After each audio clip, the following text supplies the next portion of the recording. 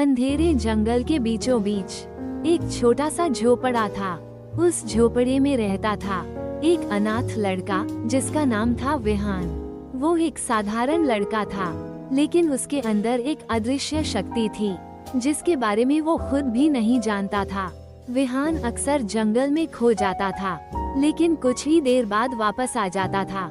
लोग कहते थे कि वो जंगल के प्राणियों से बात करता है, पेड़ पौधों को समझता है, लेकिन विहान को खुद नहीं पता था कि ये सब कैसे होता है। एक दिन गांव में एक अजीब सी बीमारी फैल गई। लोग बुखार से तड़प रहे थे और कोई दवा काम नहीं कर रही थी।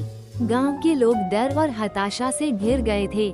विहान, जो हमेशा अलग थलग रहता था, अब गांव की मदद करने का फैसला करता है। वो जंगल में जाता है और एक विशेष जड़ी बूटी ढूंढता है जिसके बारे में उसे कुछ याद आता है। वो उस जड़ी बूटी से एक अद्भुत औषधि बनाता है जिसके बारे में उसे अजीब तरह से जानकारी होती है। गांव लौटकर विहान ने अपनी औषधि लोगों को पिलाई। चमत्कार हुआ, लोग धीरे धीरे ठीक होने लगे। गांव वाले हैरान थे, वो विहान के प्रति कृतज्ञता से भर गए। लेकिन विहान खुद भी हैरान था। उसे समझ नहीं आ रहा था कि उसके अंदर इतनी शक्ति कैसे आ गई।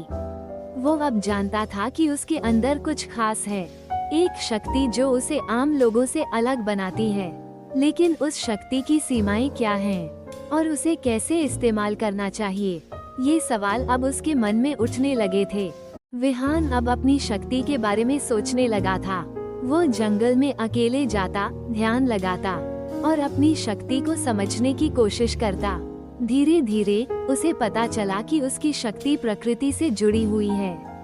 वो पेड़ पौधों से बात कर सकता है, जानवरों को समझ सकता है और प्राकृतिक शक्तियों को नियंत्रित कर सकता है। एक दिन एक भयानक तूफान आया।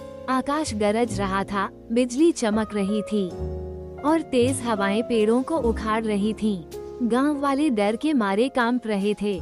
विहान ने देखा कि गांव खतरे में है। उसने अपनी शक्ति को एकत्रित किया और तूफान की दिशा बदल दी।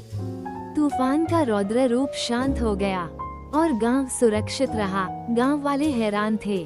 उन्होंने कभी नहीं सोचा था कि विहान में इतनी शक्ति है। वे उसके प्रति और भी अधिक सम्मान करने लगे।